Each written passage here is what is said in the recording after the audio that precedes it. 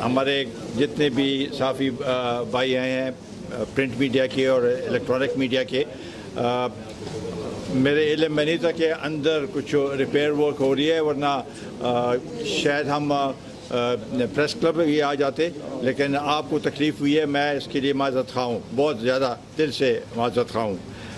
आज हमारा ये प्रोग्राम है हमारे हरिपुर बार के 35 लॉयर्स जो हैं वो कौमी वतन पार्टी में शमूलियत इख्तियार कर रहे हैं। इसमें से सीनियर मोस्ट सजाद हैदर साहब और हैदर अली साहब और उनके बाकी साथी सब यहाँ पर मौजूद हैं।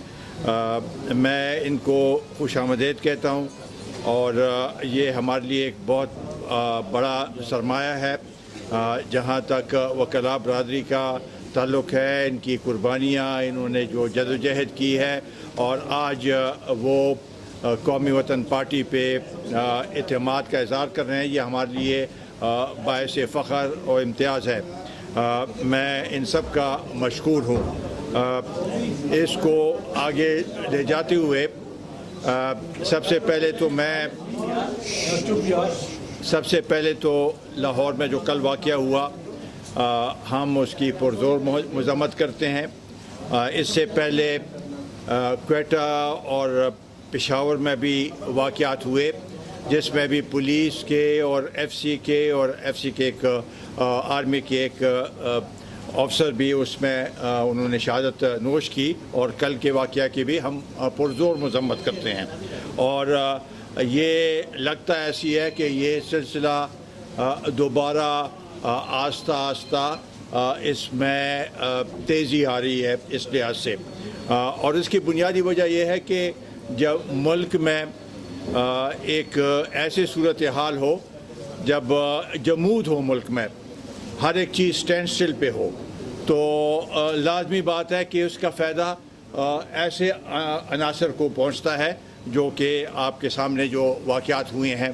तो इसलिए हम ये समझते हैं कि जहाँ तक पॉलिटिकल इतनी तेज़ी मुल्क भर जो तशवीश पाई जा रही है, हर कम्युनिटी में तशवीश पाई जा रही है, तो इसलिए ये ज़रूरी है और हमारा ये मौक़िफ़ था कि सुप्रीम कोर्ट को फ़ैसला करने दें और वो फ़ैसला जितने भी जल्दी हो सके, हम तो ये चाहेंगे कि जितने जल्दी हो सके ये फ़ैसला हो ताकि उसके ऊपर अमल हो और मुल्क में दोबारा एक सिलसिला शुरू हो। हम ये भी चाहते हैं कि कोई भी कुव्वत, कोई भी अंसर मुल्क में जमहूरियत को डिरेल ना करे। जमहूरियत को डिरेल करना मुल्क के साथ नाइंसाफ़ी होगी और इस मुल्क को नुकसान पहुँचेगा। इसलिए एक हम फैसला चाहते हैं कि जल्द से जल्द हो। दूसरा ये है कि सबको उसके ऊपर अमल करना चाहिए।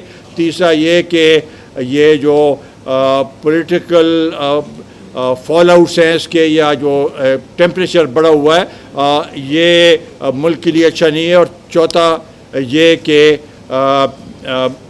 जमहूरियत को डिरेल ना किया जाए, ये तसलसल जो है वो उसी तरीके से ये तसलसल जारी रहे और ये जो इसका टेनोर है असम्बली का, ये टेनोर जो है वो पूरा हो, ये टेनोर पूरा होगा और हम इसके हक़ में है कि पार्लियामेंट को तक़वियत मिले, आइन को तक़वियत मिले और कानून की बालादस्ती हो और हम ये समझते हैं कि मुल्क में इंसाफ होगा और इंशाअल्लाह ताला इंसाफ की तवक्को है।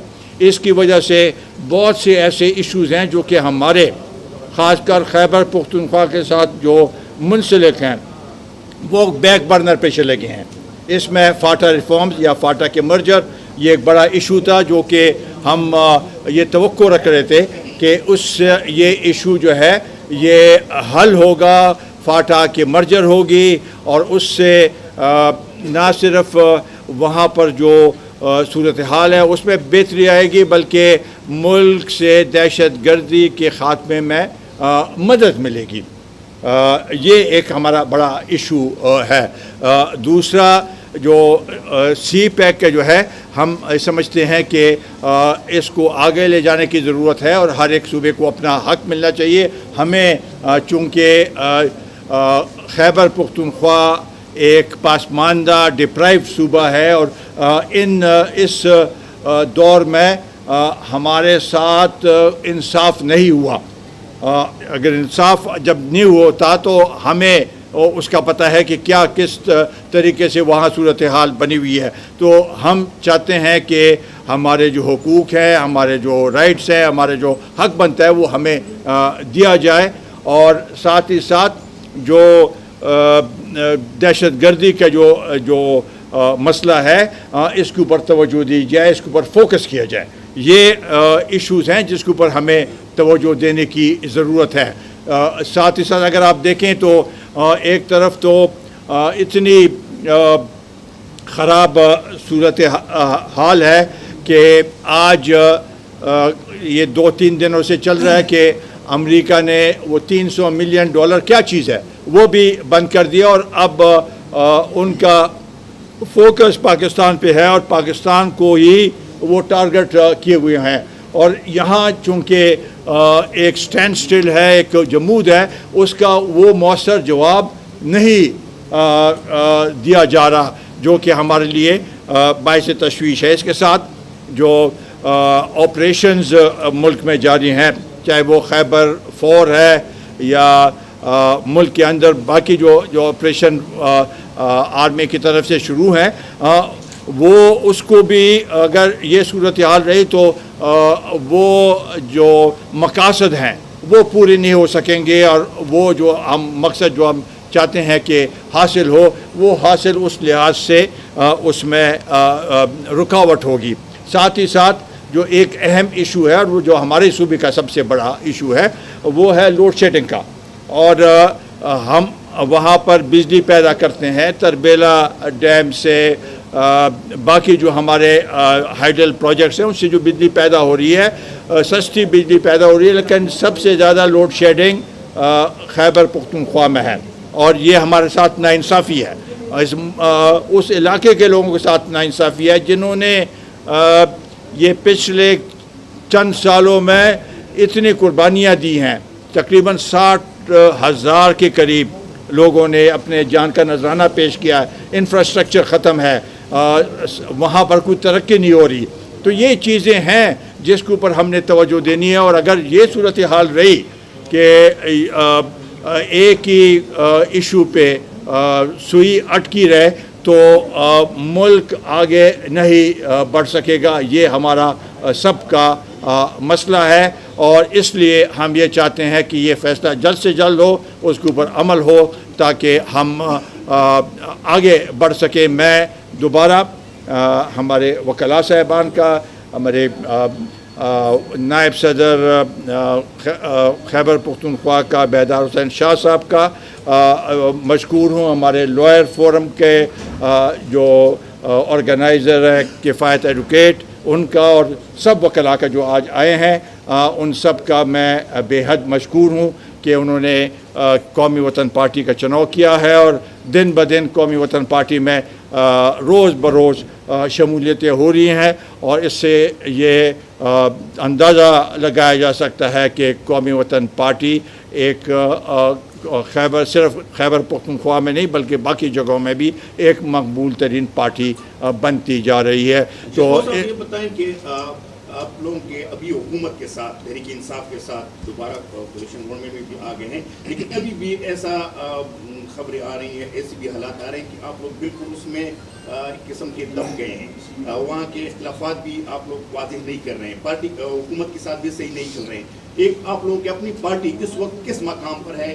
लगता ये है कि बिल्कुल वो दब गई है। उसमें दब गई है क्या मतलब है? मतलब है कि बिल्कुल उसमें किस में दब गई है?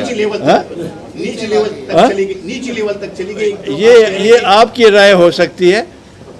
मैंने तो कहा कि इतने शमूलियतें हो रही हैं, हमारा उनके साथ कोई इख्तिलाफ नहीं है। खैबर हमारे जो इतिहाद है खैबर पख्तूनख्वा के सतह पे है और वो चल रहा है और बहुत से लोग खैबर PTI से हमारे साथ शामिल हो रहे हैं ये इसमें कोई डकी छुपी बात नहीं है। और आप देखेंगे कि नेक्स्ट इलेक्शन तभी कोई दूर की बात नहीं है, आप देख लेंगे कि क्या सूरत हाल बनती है। कोई दबने वाली बात नहीं, क्या मतलब है दबने वाले, हम तो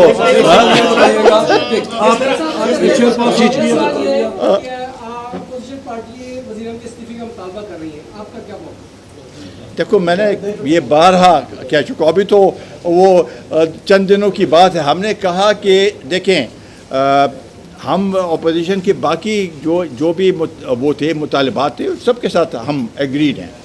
सिर्फ हमने इस पॉइंट ऑफ व्यू पे कौमी वतन पार्टी ने ANP ने हमने कहा कि जब GIT का फैसला आया कि भाई हम जज नहीं बन सकते हैं, अदालत को फ़ैसला करने दें, अदालत जो भी फ़ैसला करेगी उसके बाद हमारा रद्द अमल सामने आएगा। तो ये हमारा सिर्फ वो है, बाकी उन्होंने जो कुछ कहा है हमने असेंबली के उसके ऊपर भी दस्तखत किए। असेंबली में भी अपोजिशन के साथ वही जदोजहद करेंगे और हम ये समझते हैं कि ये भी मैं बता दूं कि इल्ज़ामात बहुत संगीन है, लेकिन फ़ैसला जजेस के उससे आने दें। वो भी एक मेरा सवाल ये है जी कि अगर देखा जाए जैसे आपने भी कहा कि चीज़ें पस मंजर में चली गई, तो आपको लगता है कि इस टेबल में काटा इस्लाहात या उस पर अमल दरामद हो जाए, कर्मचारी हो जाए? देखो ये बड़ी बदकिस्मती की बात है और ये इसका भी पनामा लीक्स के साथ बहुत ही एक लिंक है, इस लिहाज से कि अगर आप देखें तो असेंबली में वो आ गया था, बिल आ गया था और उस पर बहस हो रही थी। एक पॉलिटिकल पार्टी ने टेलीफोन किया और नवाज शरीफ साहब हांगकांग में थे, वहाँ से रोके, उसने कहा कि इसको डिले कर दो। इनकी उन पॉलिटिकल पार्टीज़ की शायद असेंबली में तादाद इतनी नहीं थी, लेकिन अगर वो दो पॉलिटिकल पार्टीज़ भी उनसे अलग हो जाती है तो तने तनहा रह जाते। तो उस वजह से पॉलिटिकल वजह से, और हम समझते हैं कि बड़ी नाइंसाफ़ी है उस इलाके के साथ जहाँ पर इतना जुल्म हुआ है, इतनी ज़्यादती हुई है, वहाँ वो अपने घर बार छोड़ के लाखों की तादाद में IDPs बने हैं, उनका इंफ्रास्ट्रक्चर ख़त्म हो गया है। तो उन लोगों के साथ इंसाफ करना ये तो हमारा फ़र्ज़ बनता है और आईनी तकाज़ा है। इसलिए हम समझते हैं कि इसके ऊपर अमल करना बहुत ज़रूरी है और इसके लिए हम अभी ऑल पार्टीज़ कॉन्फ्रेंस भी बुला रहे हैं। परसों हमारे जो स्टूडेंट्स जितने भी थे फेडरेशन, उन्होंने भी धरना दिया गवर्नर हाउस के सामने और इसको हम आगे बढ़ाएंगे, प्रेशर बिल्ड करेंगे। ये चीज़ है प्रेशर बिल्ड करने की, ये कौम के लिए बेहतरी के लिए है, तो इसलिए हम इसके ऊपर काम उस लिहाज से कर रहे हैं। की कारकर्दगी से आप मुतमईन हैं? देखो ये तो अवामी फैसला करेगी कि कौन मुतमईन है कौन नहीं है, सामने आईना सबके सामने आ जाएगा। जी आपने अभी कहा कि जमहूरियत को डिले नहीं होना चाहिए जी, क्या आप समझते हैं कि वाकई ऐसे खतरात हैं, तो हैं किससे? देखो ख़तरात मैं किसी के ये नहीं कहता हूँ किसी के, मगर अगर आप पॉलिटिकल टेम्परेचर बढ़ाएंगे और एक वो टकराव का सिलसिला शुरू होगा तो फिर तो लाजमी बात है कि सूरत हाल काबू से पार निकल जाएगी। वो चीज़ हम नहीं चाहते किसी सूरत में भी, क्योंकि पॉलिटिकल फॉलोआउट्स तो इस फैसले के होंगे, इसमें कोई शक नहीं है, लेकिन उसको अगर तदब्बर के साथ और सब्र के साथ उसके ऊपर वो सुप्रीम कोर्ट के उस पर अमल किया जाए तो वो बेहतर है। अगर ये टेम्परेचर कोर्ट के बाहर इसके वो सामने आ जाए और ये बढ़ते जाए तो इसमें बहुत से ख़तरात हैं। मैं ये पेशन गोई नहीं करना चाहता, लेकिन वो अगर टकराव बहुत ज़्यादा हो गया तो उसके ख़तरात मज़ीद ज़्यादा होंगे।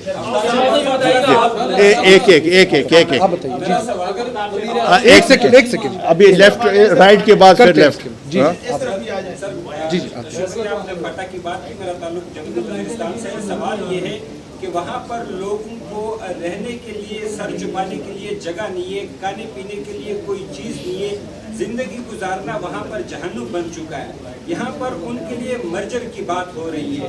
ऐसी सूरत हाल में कि चंद अफराद उठकर उनको जम करने की बात करें जो पेशावर के सराउंडिंग्स में पड़े हैं, जो एक्चुअल लोग हैं वहाँ के रहने वाले, उनको पता ही नहीं है कि मर्जर किसे कहते हैं। ऐसी सूरत हाल में कैसे ये फैसला किया जा सकता है?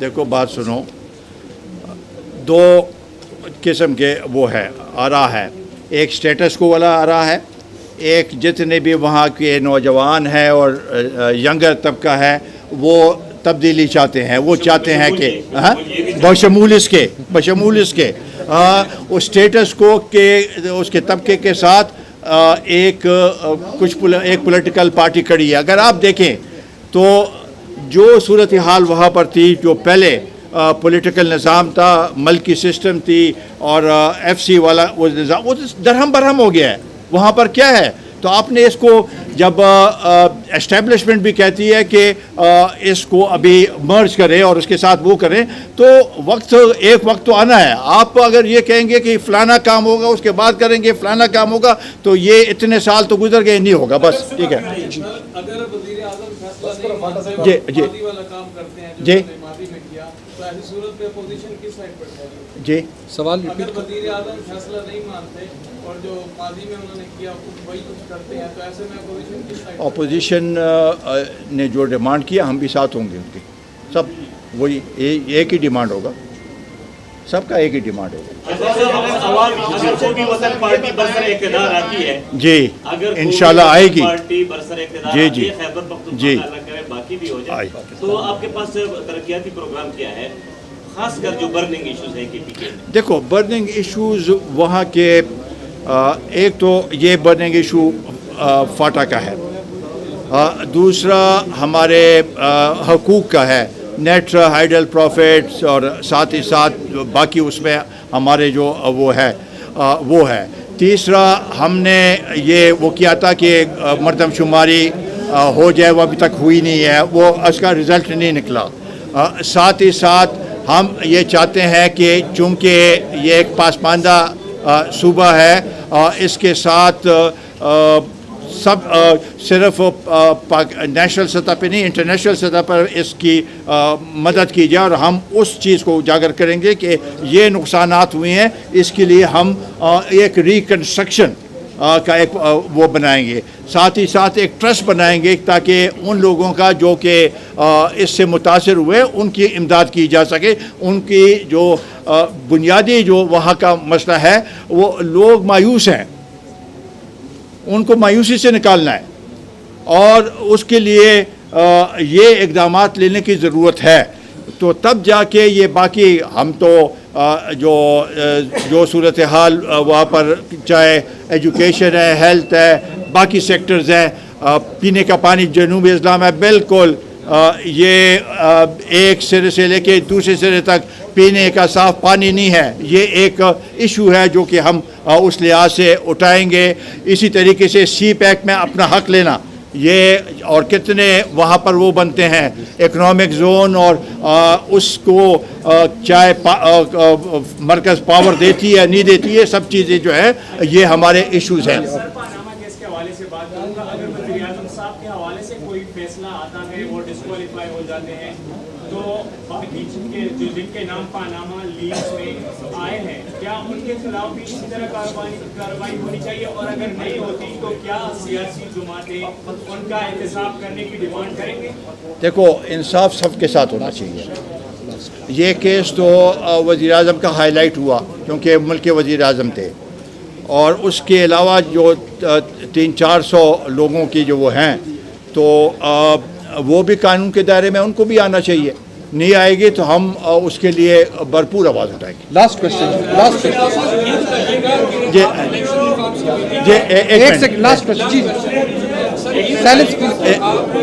इलेक्शन रिफॉर्म्स कमेटी में मेंबर थे, हाँ, क्या इलेक्शन रिफॉर्म्स कमेटी से जो इस्लाहात इन्होंने की है जो अभी मंजूर होनी है, क्या उनसे दांधली का खात्मा हो सकता है? और ये बताइएगा जो अभी सेंसस हुए हैं चीफ इलेक्शन कमिश्नर के मुताबिक, वो सेंसस जो है 2018 में जो इलेक्शन होने वाले हैं उसमें इम्प्लीमेंट नहीं हो सकते। What is the take off जी, ये पहले ये सेंसस वाला मसले को मैंने उस दिन भी उठाया, इसी इलेक्टोरल रिफॉर्म्स कमेटी में। डार साहब चूँकि उस मिनिस्ट्री के वो भी हैं, मिनिस्टर हैं, कि आप अभी प्रपोज्ड वो दे रहे हैं इलेक्शन कमीशन को, फाइनल वो नहीं दे रहे, और वो अप्रैल में दे रहे हैं। और चीफ इलेक्शन कमिश्नर ने कहा कि उसके मुताबिक हम कुछ नहीं कर सके। बड़े अफसोस की बात है। ये हम 3-4 सालों से चीखते रहे हैं। असेंबली में मैंने इस पर बिल भी पेश किया और उसके ऊपर अमल नहीं हुआ, अभी लेट है। हम ये कहते हैं कि जल्द से जल्द अगस्त तक अगर दे दिया जाए तो शायद हल्का बंदियाँ हो सकेंगी। अगर नहीं हुआ तो बड़ी बदकिस्मती होगी इस कौम की। जहाँ तक इलेक्टेड रिफॉर्म्स की बात है, ये इसमें बहुत काम हुआ है। एक 18th अमेंडमेंट थी, उसके बाद ये एक बड़ा कारनामा है। इसमें अभी चंद एक चीज़ें जो हैं उस पर अभी काम बाकी है, जो कॉन्स्टिट्यूशनल अमेंडमेंट्स हैं। उसमें केयर टेकर गवर्नमेंट, साथ ही साथ इसके ये इलेक्शन कमीशन के मेंबरान और चीफ इलेक्शन कमिश्नर का चुनाव, ये चीज़ें अभी बाकी हैं, उस पर अभी गौर होना बाकी है। साथ ही साथ इलेक्शन कमीशन को बता दिया गया कि ओवरसीज़ जितने भी वो हैं डायस्पोरा है, उनको भी शामिल उसके लिए वो किया है। साथ बायोमेट्रिक्स का जो मेन इशू है वो उस पे काम हो रहा है। अगर हो जाए तो बहुत अच्छा होगा। लेकिन इसमें जो एक अच्छी बात है वो ये है कि अभी जितने भी वो होंगे जो इलेक्शन के वोटर्स लिस्ट होंगे, उसमें फ़ोटो होगा, हर एक पार्टी को पहले से दिया जाएगा ताकि इसमें वो गलती की गुंजाइश ना हो और वो लोग आए। तो अच्छे रिफॉर्म्स हैं। इसमें इंशाल्लाह ताला असेंबली में आएगी। किसी और के उसमें कुछ तरमीम, मज़ीद तरमीम शामिल करना चाहें तो ज़रूर किया जाएगा। Thank you.